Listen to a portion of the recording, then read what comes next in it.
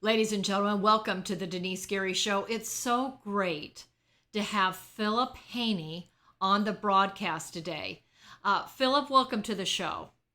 Thank you very much. I'm glad to be here. I am so glad you are here. Also, ladies and gentlemen, Philip Haney was one of the founding members of the Department of Homeland Security that was established in the immediate aftermath of 9/11. And this man has a lot to say. And as he and I were joking before the show began, we're going to try to put a lot into a very short period of time. And we're going to do our best. So as we begin today, I was thinking, again, this is 9/11, and thinking about, as we speak about 9/11 and the Taliban and Al Qaeda, President Trump and the U.S. military, and a war that began 18 years ago and that continues now into the 21st century, going forward. I believe that this fight, this is me personally, I believe this fight is a multi-generational fight, a war, if you will, against a people. And it's not a people that you can identify with any particular race or ethnicity, although the Arab nations in the Middle East, by and large, are Muslim-dominant countries. So there is that ethnicity, the Arab component. But there are people around the globe, people in Africa, people in Europe, people in the United States and Canada, people in Mexico, Latin America, Central America, South America, Latin American countries, people all over the world that embrace an Islamist movement that's rooted in the teaching of the Quran and the Hadiths, or Hadiths that are numerous.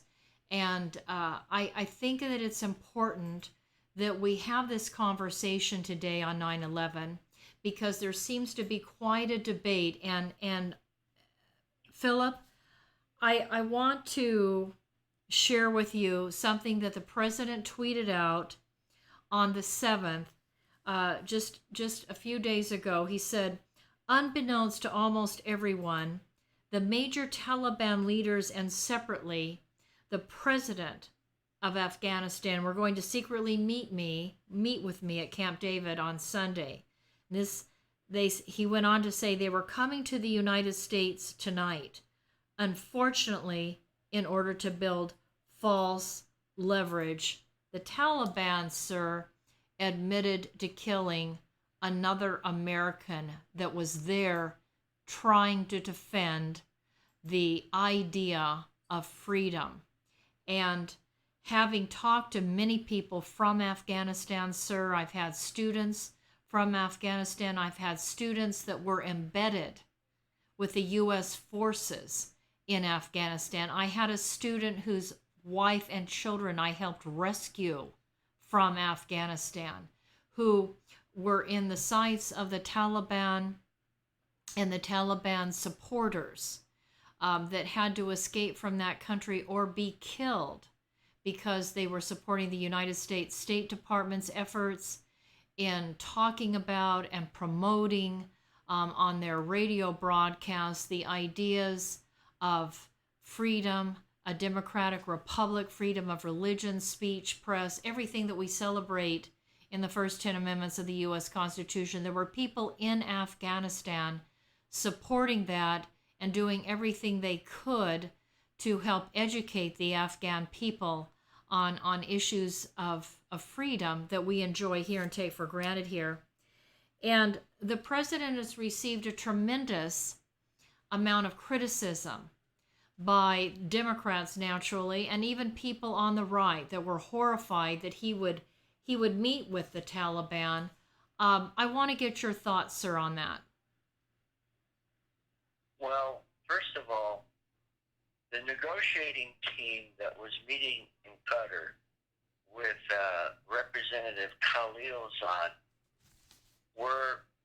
there were 14 members of the Taliban that we've been negotiating with for the last 18 months. Okay? Yes. The Representative Khalilzad has been shuttling back and forth between Washington, Qatar, even with stops in China, which is a whole nother part of the story, but I won't go sideways there yet. Okay. But 5 of those 14 individuals who are negotiating for a withdrawal policy in Afghanistan were the infamous Guantanamo Taliban that were exchanged for Bergdahl. Remember that story? Yes, right. So, ladies and gentlemen, the average person doesn't realize that those very same 5 individuals somehow managed to find themselves on the negotiating team for a withdrawal from Afghanistan. So the point being, all the pushback and criticism that President Trump was getting is a little bit misplaced. We've already been negotiating with the Taliban in Qatar for the last year and a half. So if people were upset about it, I'm not saying that pro or con, I'm just saying if they had a position, an opinion, it seems odd to me that they would not have said anything until it was revealed that President Trump was considering meeting with them in Camp David. The other aspect of it is that, as you said, he was considering inviting the president of Afghanistan, right? Right. The president of Afghanistan was supposed to be there, right? Well, I think his intention was to see if he could find a way of getting them to all sit down. Exactly. That was the whole point, to get the president and these Taliban leaders, as you say, they were these leaders that have been part of the negotiating team were the exchange that was made between Bo Bergdahl, who is everybody's understanding he was a deserter, and this deserter, instead of being put up against the wall and shot, we had people from Guantanamo that were exchanged for him. And I thank you so much for making that point. So, I'm sorry, sir. Go ahead. Go ahead. Well, and then I think you mentioned John Bolton. No, I haven't mentioned him. I haven't mentioned him yet. But go ahead. What's your thought on that scenario? The point of that is, it's a real simple equation, actually, when you boil it down to the last potato in the pot. It has to do with being a team player and loyalty. Right. If a man and his wife say they need a new car, she wants a brand new car, and he doesn't. He wants to buy a used one. So they have a difference of opinion. He goes out and tells all his friends, and maybe even makes some kind of a public announcement, there's no way my wife is ever going to get a new car, not no way, not no how. Without discussing it with her first, what do you suppose is going to happen back home?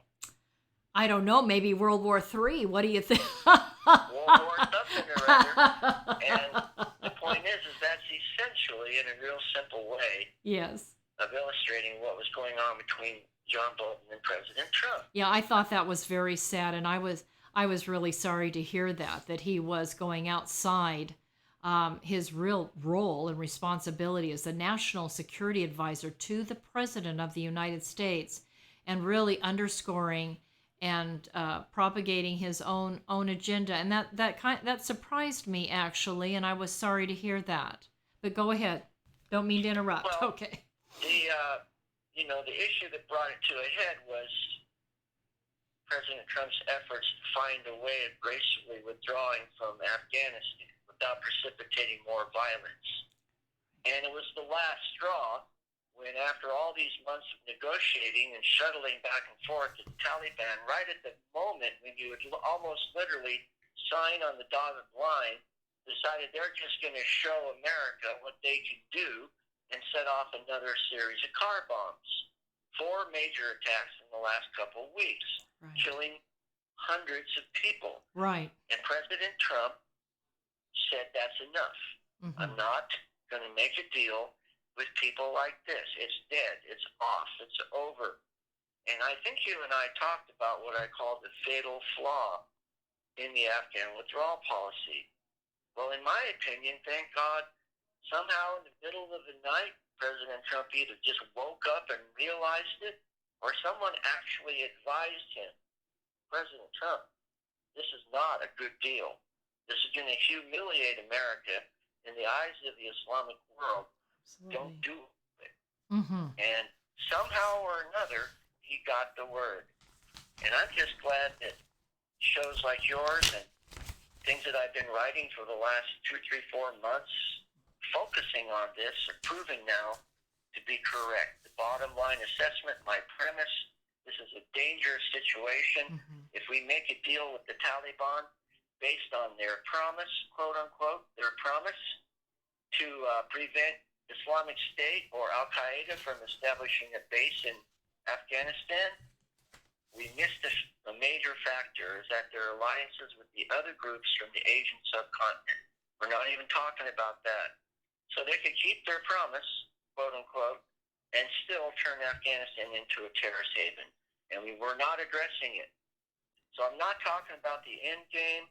I'm talking about the short term right now, vis-a-vis withdrawal, and what do we do going forward. But I'm thankful that President Trump didn't sign the deal and leave ourselves wide open for being humiliated on the global diplomatic stage, because we would have been. I give the president a lot of credit too. I think that, as he pointed out, you're involved in negotiations, and at a time when you're involved in such critical conversations about trying to establish some sort of peaceful agreement there in Afghanistan, to then literally attack Americans and innocent civilians, and for what? What kind of a message was the Taliban trying to send, other than to, I guess, somehow suggest that they had the upper hand and they were going to continue killing Americans despite the fact that the president was getting ready to sign on the dotted line? And it reminds me, and I want you to comment on this, it reminds me of when Barack Hussein Obama told the world that the U.S. was going to withdraw from Iraq.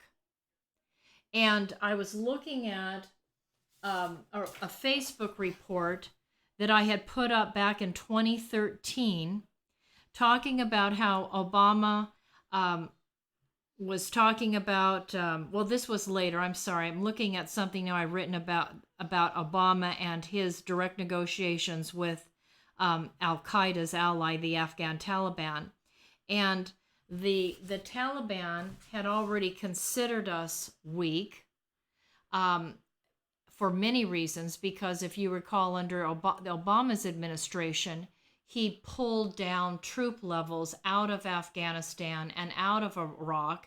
And indeed, when Obama exited troops, U.S. troops from Iraq, out of Al-Qaeda sprung ISIS, the Islamic State, or ISIL, or ISIS, or Daesh, and that fighting force really was an army. The ISIS army, from what I heard, was like 30,000 men strong, and obliterated the Yazidis and Christians. I was talking to another guest on Monday, and we were talking about the extinction of Christians or Christianity in the Arab Muslim world. And in Mosul, for example, one of the third largest cities in Iraq, I pointed out there used to be over 150,000 Christians just in that one city, numerous churches. They've all been destroyed, and I think there are 40 Christians left in that city, period. I mean, that, and we see that under Palestinian rule, in Ramallah and Bethlehem, areas that were Christian majorities. Once prior to that, Jewish majorities. Jews no longer living there, and the Christians have virtually all left. So, getting back to Afghanistan, so I'm sorry, running a little field there. You brought up Qatar. And, I'd like you to explain to the audience how it's concerning that Qatar is involved in these negotiations with the Taliban, because Qatar supports Islamic terrorist groups around the world. Qatar supports Turkey. Turkey has been a NATO ally, but Turkey is very antagonistic towards the United States. Turkey has been supporting, or more increasingly supporting, groups. Well, I think about ISIS and them giving safe haven to ISIS. While the United States was trying to destroy ISIS, Turkey was allowing ISIS to come in and across the Turkish border there and regroup, go back refreshed and into the battlefield. Qatar is a country that, we built, from what I understand, a tremendous base there, a CENTCOM base there, and now Qatar is telling us that we might not be able to access that base in order to attack Iran. Why is it that, why do you believe, Philip, that the president is allowing Qatar, a hostile country, to be part of these negotiations? Well, this started with Secretary Tillerson. Okay. Remember when? Yes. Okay. He signed a memorandum of understanding, MOU, with the leadership of Qatar back about a year and a half ago to combat terrorism, while ignoring the fact that Qatar itself supports the Muslim Brotherhood explicitly. Right. You mentioned Hamas. You mentioned Turkey. Well, the leadership of the Muslim Brotherhood and of Hamas live in Qatar. They host Yusuf al-Qaradawi, the sheikh of the Muslim Brotherhood. They host the offices of the Taliban, including the Guantanamo 5. And they play both sides with Iran. So they're actually supporters of exactly what you said, global jihad movement. They're Sharia compliant. They have the base there, and they're using it to insulate themselves, but also to blackmail us. So Secretary Tillerson made an agreement with the leadership of Qatar.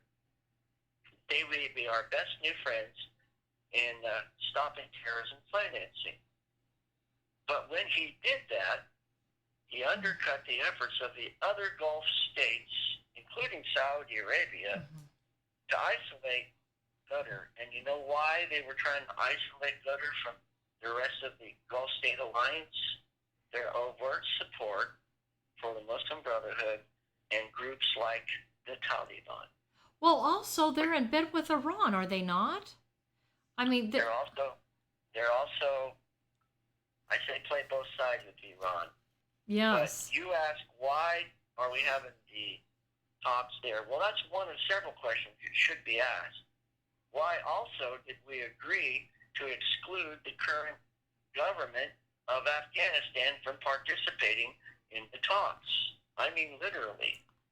So every time they would have a session, Khalil Assad would go back to Kabul and tell the sitting government what we just talked about with the Taliban and Qatar, not with any feedback, with the expectation that they're just going to accept it.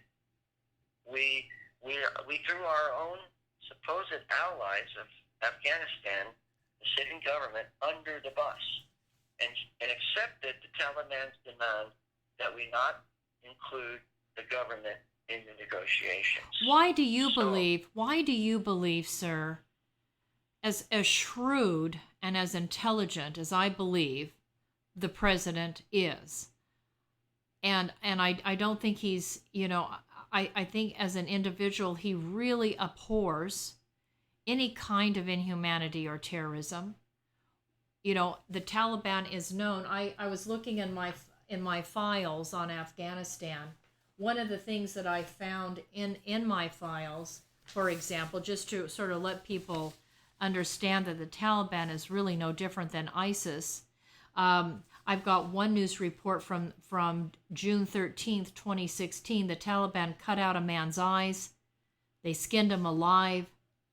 They threw him to his death off a 10-story cliff. These are the kinds of things, punishments that they give out to people that are considered to be opponents of the Taliban. A little Afghan girl at the age of 10 was slated for an honor killing after being raped.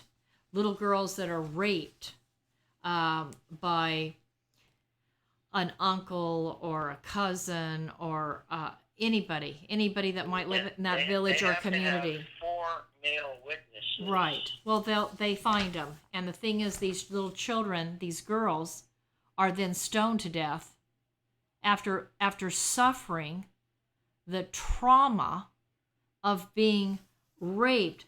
I shared a report once upon a time when I was on Christian radio. This is back in 2012. Taliban heard people singing and dancing, which was outlawed under the Taliban. And it was a wedding. It was a wedding party, and there were 17 people that were singing and dancing. They went in and they beheaded them.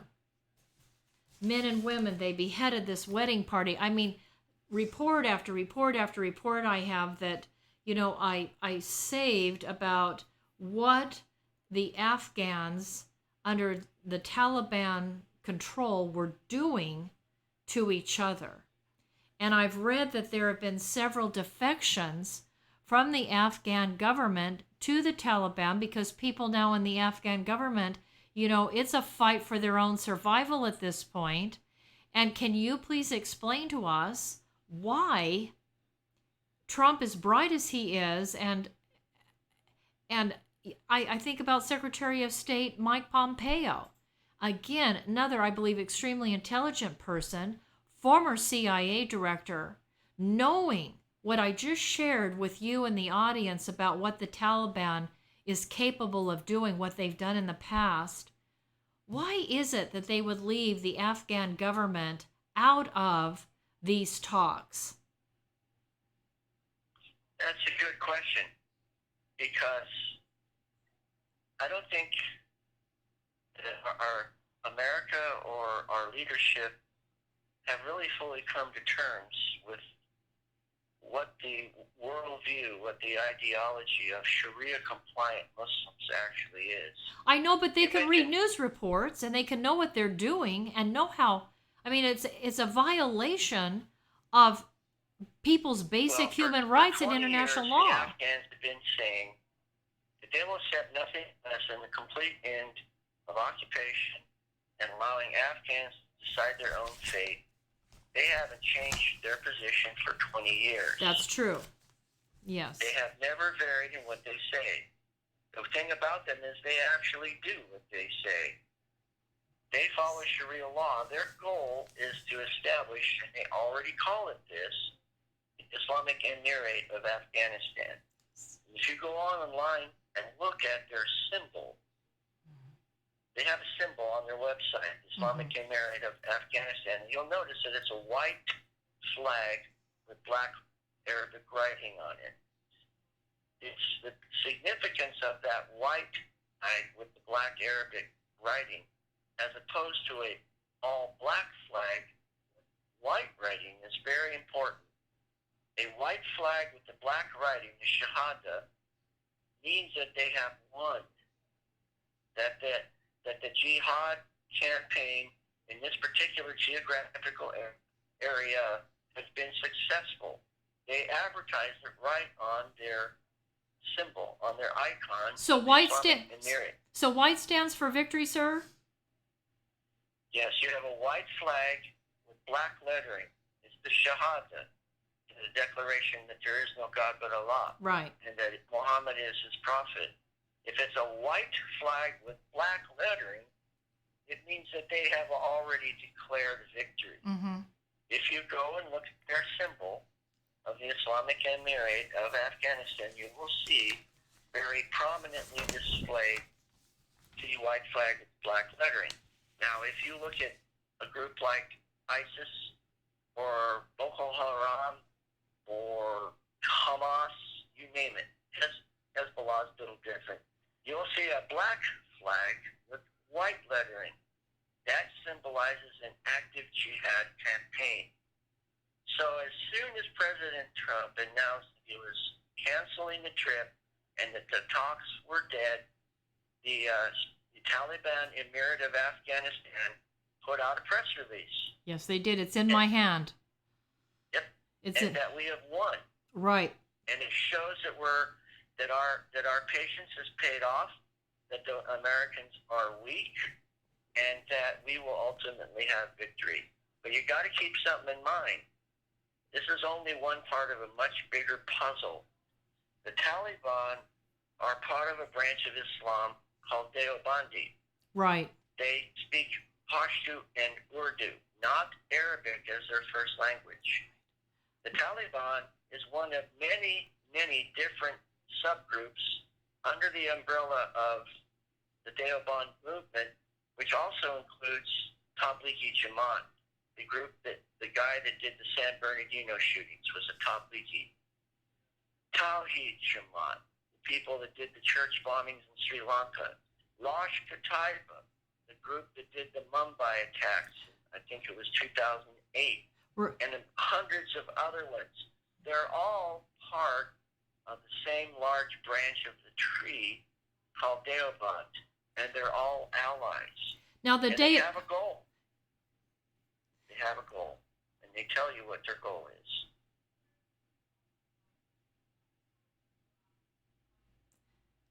Go ahead. Their goal is to undermine the governments of Afghanistan, Pakistan, India, Bangladesh, and Myanmar.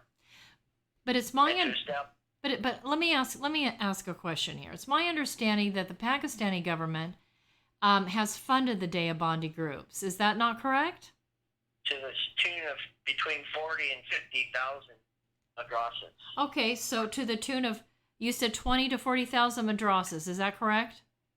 Yeah, 30 to 40. 30 to 40,000. No one really knows exactly how many there are, but there's a lot of them. Okay, and ladies and gentlemen, madrasa is a school.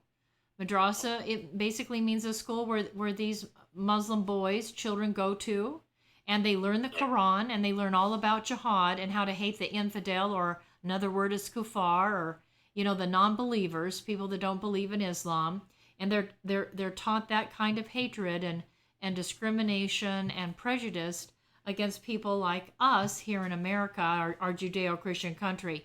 So that people can understand what you're saying, Philip, since the Taliban, and ladies and gentlemen, here is their press release. It's on the Middle East Media Research Institute, Middle East Media Research Institute. It stated September 9th, 2019. The last line says, our previous 18-year resistance, it's really been jihad or war, should have proven to America that we will accept nothing less than the complete end of occupation and allowing Afghans to decide their own fate. The problem with that statement, ladies and gentlemen, is that there are Afghans that will tell you and will come on this show and say they can't decide their own fate because the Taliban will kill them for not being Muslim extremists. And then the Taliban... Not being supporters of Sharia law. Right, not being supporters of Sharia law, exactly. Go ahead. Which is the whole goal. Right. Of AQIS, Al-Qaeda, the Indian subcontinent, which is what this vast coalition across the 5 countries is called now.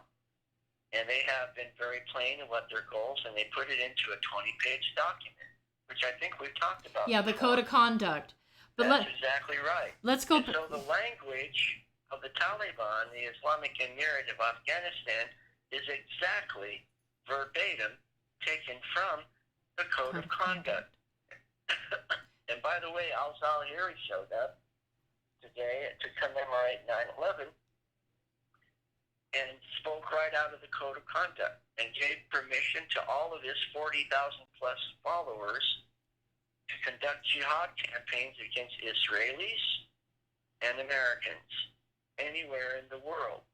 This is all part of the same, I'll call it a creature. It's all part of the same global creature. Taliban in Afghanistan, Lashkar-Taiba in Pakistan, Tablighi Jamaat in India and Bangladesh, and so on and so on. And it's not just over there. Right, but the U.S. government, I believe, seems to think, and it's not just, I think, President Trump, but it's I think it was Bush and Obama too, if I'm not mistaken, that they see the Taliban as focusing on one area, i.e. Afghanistan. And because of that, they're sort of delegating to the Taliban a special status, because it's as though they're thinking that the Taliban won't go beyond Afghanistan, but the Taliban will, but not necessarily themselves. I believe they'll use proxies to do that. I mean, they've got Al-Qaeda, they've got ISIS, they've got Hezbollah, they've got the IRGC, the Iranian Revolutionary Guard Corps. They've got all these groups, and they've had the Pakistani government supporting them, which gets me back to a question I wanted to ask you. Why do you think, and by the way, I want to say thank you to President Trump for pulling aid to Pakistan. I think it was about $300 million but in 2018 that he withdrew from Pakistan. But Philip, why is the Pakistani government supporting these Deobandi groups like the Taliban, knowing that the Taliban is part of an Islamic movement that wants to overthrow any government that would have the audacity to try to establish any kind of a relationship with the United States? Because they can do what Erdogan did in Turkey. They can just be more Sharia compliant. And if they do that, they're going to neutralize the opposition from these Deobandi kind of groups. They created them, and they let them loose to fight campaigns, especially against India, but not just India. And once they are quote unquote successful and accomplish their goal, then they can become even more Sharia compliant. And who is that going to hit first? It's going to be exactly like what you saw in Iraq or Syria. The non-Muslim minorities will take it direct right between the eyes. Right. The full shot. Mm-hmm. Just like what people in Afghanistan are bracing themselves for now, because they know, as you said earlier, there's members of the government who are defecting and going over to the Taliban side. Because they know it's just a matter of time. A week, a month, a year. As they told me once, the Taliban guy told me one time, you have the watches, we have the time. Yes, right. Well, they do. They do. And in this press release by the Islamic Emirate of Afghanistan, i.e. the Taliban, their last sentence in their press release says, and we shall continue our jihad for this great cause and maintain our strong belief in ultimate victory. Allah willing. So getting back to President Trump and his I think sincere desire to keep Americans as safe as possible, while in the meantime building up our military. And I thank the president for doing all he can to rebuild the United States military in case we do have to go to war. Again, this president, I understand him wanting to save American lives and focus on the United States of America. But I'm sure his people are telling him that the Taliban is now controlling or is now active in 70% of Afghanistan. This is what I read. This is what I understand. And I guess my next question is, in light of that, and in light of all of the sacrifice on the part of our troops to try to kill the enemy of the United States, the Taliban and its Al-Qaeda proxies and now ISIS proxies and Hezbollah, why is it that the president wouldn't want to unleash? As I said in a tweet, my response to the president was, the Taliban has been waging war against the U.S.-backed coalition since 2001. It's proven resilient. Why? I said, because I believe the ridiculous strictness of the United States rules of engagement, ROEs, how they have to fight a war, and the failed leadership of Bush and Obama. And I say to the president, why not take the gloves off and literally destroy the Taliban? Wipe them out. This president has the guts to do that. Why do you think he doesn't do that? Because you can't tell the difference between the Taliban and the non-Taliban. You think that's why? It is partly why. Remember the incident with the drone from Iran? Yes. When the buzz was there was going to be some kind of, pretty strong response. And at the last minute, he said he wasn't certain enough that people's lives would be lost to direct a missile strike. So he chose not to do it. He didn't want to escalate. He didn't want to escalate a situation with Iran. Because he He didn't. ran on a campaign promise that he wouldn't escalate wars. Right. And now he's walking a fine line between that and our big picture national security. But we're never going to solve this great dilemma that we've found ourselves in until we start by having the courage to actually look at the nature of the creature that we're fighting. We keep creating these false definitions of what the nature of the threat, as though the Taliban is only in Afghanistan. No. When you cross into Pakistan, they're not called the Taliban anymore. They're called Lashkar-e-Taiba. When you cross into India, they're not called Lashkar-e-Taiba anymore. They're called Tablighi-Jamaat. When you go into Sri Lanka, they're not Tablighi-Jamaat anymore. They're Tawhid-Jamaat. And so on, and so on. And when they cross over into the United States of America and live in our communities and places, especially the Sacramento area here in California, where there's a large Afghan population, they call themselves refugees. And they're absolutely support. Really are, and that's the hard part. Yeah, that is the hard part, because some of them are, and some of them are Taliban supporters. Yes. When they first came here in the 70s and early 80s, a lot of them came here because they were helping America. That's true. They gave special dispensation, consideration. But as with everything else, even like in the Bible, the wheat and the tares growing up together, it's essentially impossible to tell them apart. It that is. was what President Trump was trying to do when he first took office. He recognized that right away. We don't know who these people are who are coming into our country. Why don't we slow it down a little bit and develop a better criteria for vetting them? He didn't actually say, never again can people come here. He said, let's focus on these. First it was 7, then it was 6 countries from that part of the world, and refine and improve our criteria for whether we should let them in or not. That was completely reasonable. Of course, he got nothing but hysteric pushback from that. Right. He's a racist for wanting to actually do a background investigation and thoroughly vet people before they come here from Muslim-dominant countries where terrorist groups run rampant. Yes, that made him a racist, because he thought that might be important to check them out.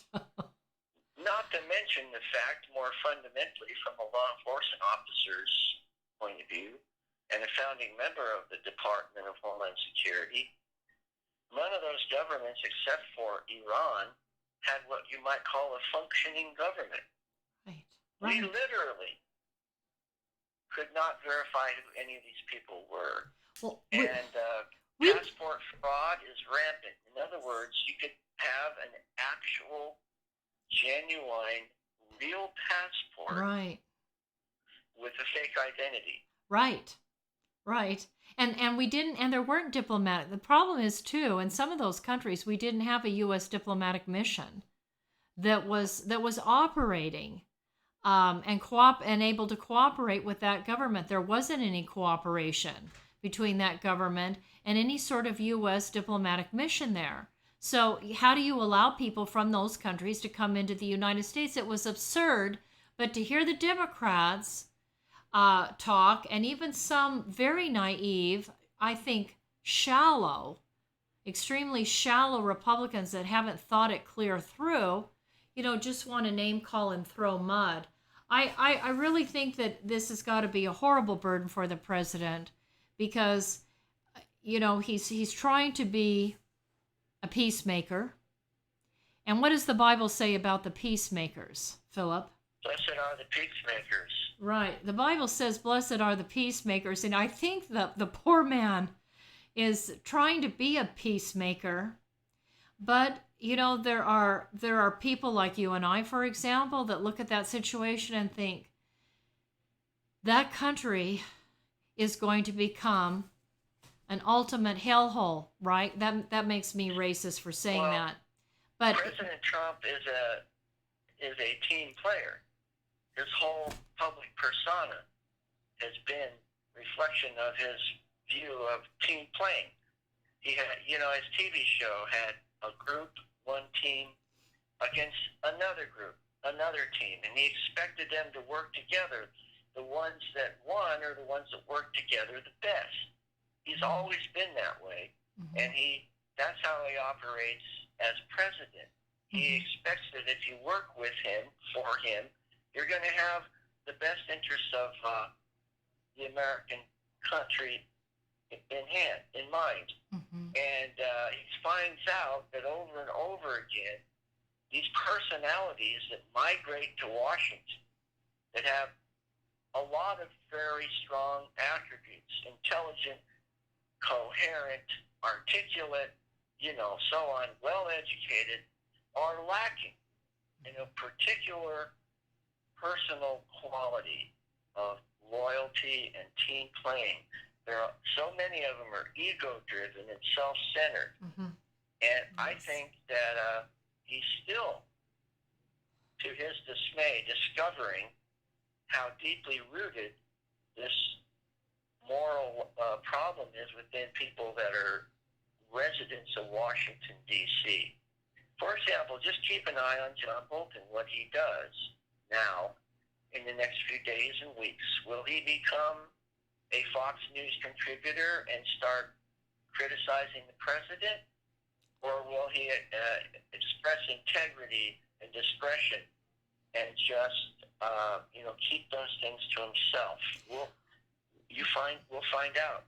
what do you think about James Mattis, General James Mattis? He seems to be a little careful and not coming out too hard and being critical of the president. I think I have very little time to watch television, but when I do get in bed at night after my night class and I turn on the news to find out, what's happened in the last 4 hours, I saw an interview and it seemed like he wasn't too critical. Your thoughts, Philip? Has he been more fair? I'd say, in comparison to who? James Clapper and Comey and Mueller and Brennan, those people, Napolitano. Okay. In comparison to them, yeah, a whole lot better. Problem with Mattis is that he kept insisting that these jihadi fighters were hijacking the true peaceful religion of Islam. Oh, you're kidding. And it turned into this campaign while we're actually defending Islam from these violent jihadis rather than recognizing it's a displacement. I want to tell you, I have to address this real quick because I'm harassed by students all the time that are Muslims, and I made a statement just the other day in my night class. I had said something like, I think most Americans acknowledge the fact that we're going to be fighting Islamic terrorism for many years ahead. I mean, we've got American special forces in about 70 countries right now fighting Islamic terrorism. And I made that comment, and I had a young Muslim student, a female, come up to me the next night, I guess threatening. There's always the threat that they'll go to administration, try to get me fired. And saying, if you don't like Muslims, I can go to take another class. And, I looked at her and I said, I don't remember saying anything about Muslims. I remember talking about Islamic terrorism and basically making the point it's going to be an issue and a problem going forward. And she made that point, and I did not realize that, Philip. Thank you for clarifying that for me, and for all the listeners. So Mattis thought. So this student said to me, "Well, Muslims don't believe in jihad. Muslims are wonderful people that are peace-loving individuals that love everybody." And I thought, right, that's why Egypt used to be a majority Christian country, and now they're maybe 9%. That's why. That's why Christians, in Pakistan, are burned alive and executed and beaten to death and all kinds of things in Pakistan by Muslims that live in Pakistan, not by terrorist groups, but by their Muslim neighbors in Pakistan or places like Nigeria or Kenya. I mean, Well, next time you have a conversation with a student like that, I might suggest you simply ask them, how did the armies of Islam get from what is now known as Saudi Arabia in the year 632? How did they get all the way across the African continent and face Charles Martel, the Catholic king of France, in Tours in the year 721?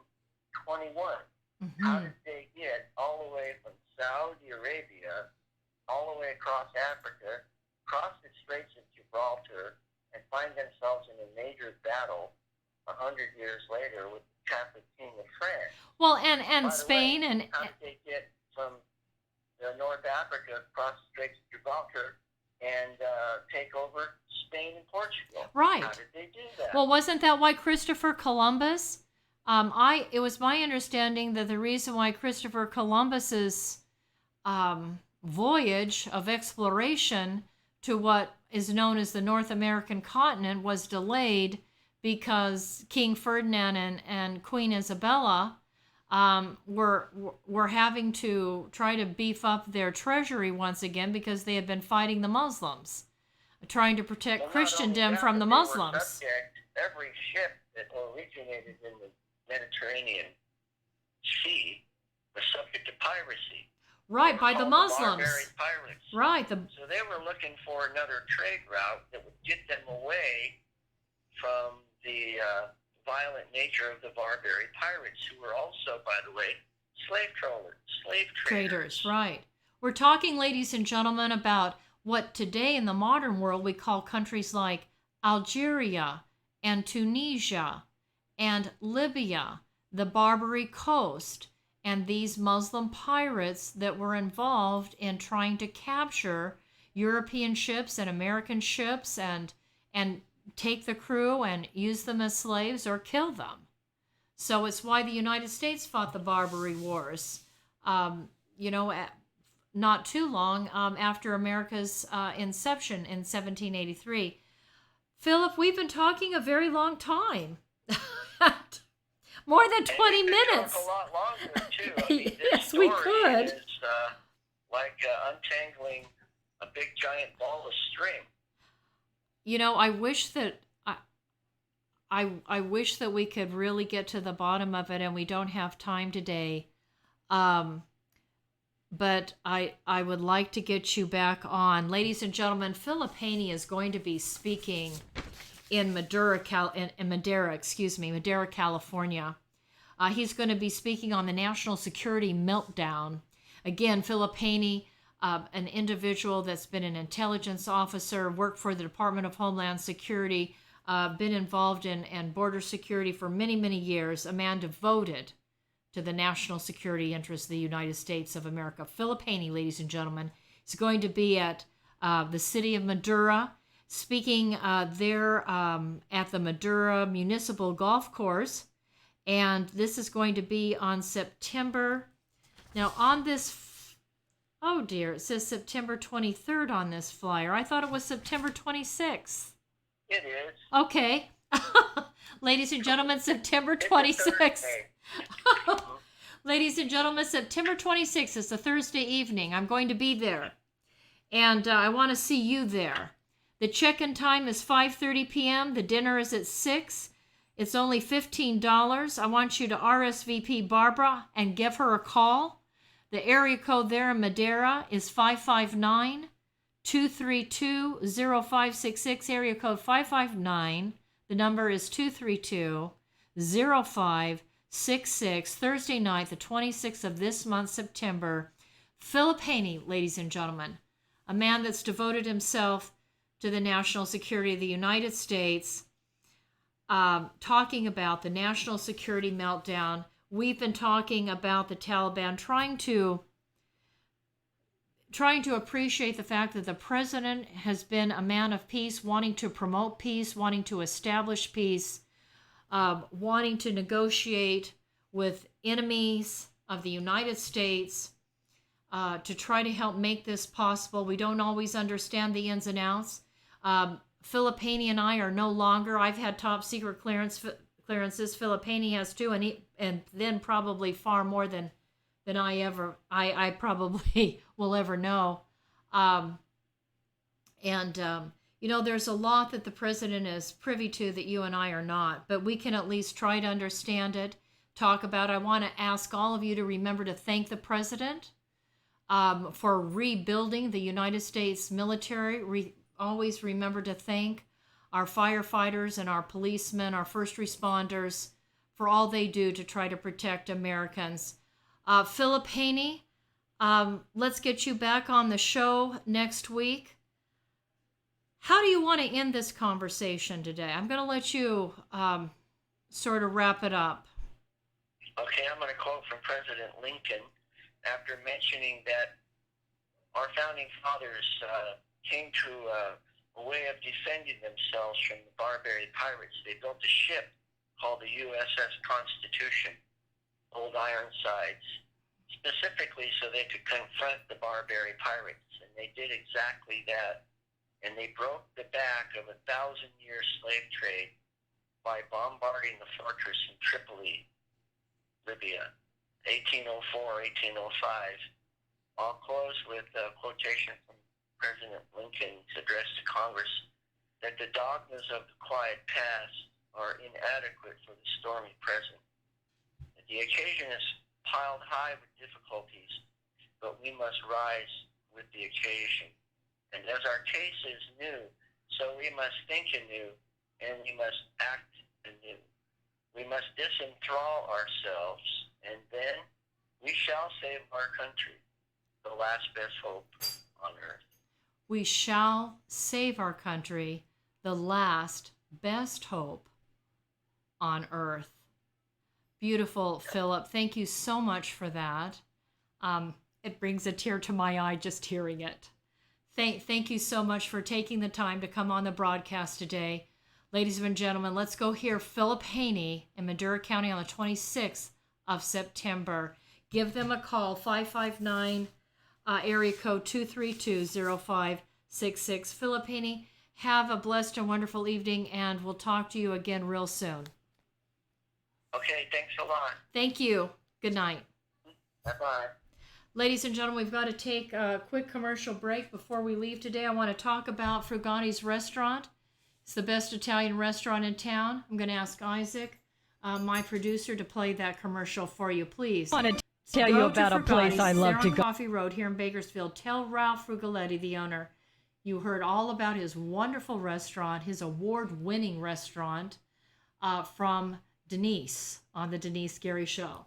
I want to tell you about a place I love to go, Frugani's Italian Restaurant. Very few locations here provide seating outside in front of a fabulous water fountain with an atmosphere that is reminiscent to me of eating outdoors in Venice. This is real Italian food by real Italians. And what makes it even more so is owner Ralph Frugaletti, who nearly a quarter century ago brought a wood fire oven from Milan, Italy to make, like his mother, fresh homemade bread and pizzas. Moreover, Frugani's Restaurant offers you not only the very best in Southern Italian cooking, even importing the finest ingredients for authentic Italian food, including a fitness menu. After all, Ralph has represented the United States and Italy, competing in the Master Championship Games. He knows all the right food for good fitness, so check out the menu. After today's broadcast, run over to Frugani's Italian Restaurant and Catering at 600 Coffee Road here in Bakersfield. And after a Friday, Saturday, or Sunday service, stop into Frugani's for a great lunch. I'll see you there, and tell Mr. Ralph Frugaletti that Denise sent you.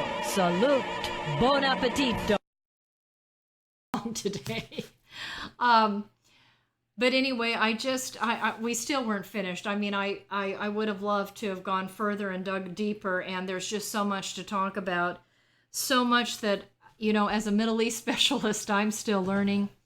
And which makes me think about Anatase Products and Scott Baker. Scott Baker, former Marine Corps officer, owner and operator of Anatase Products. This is a company that provides the nuts and bolts for anything that flies.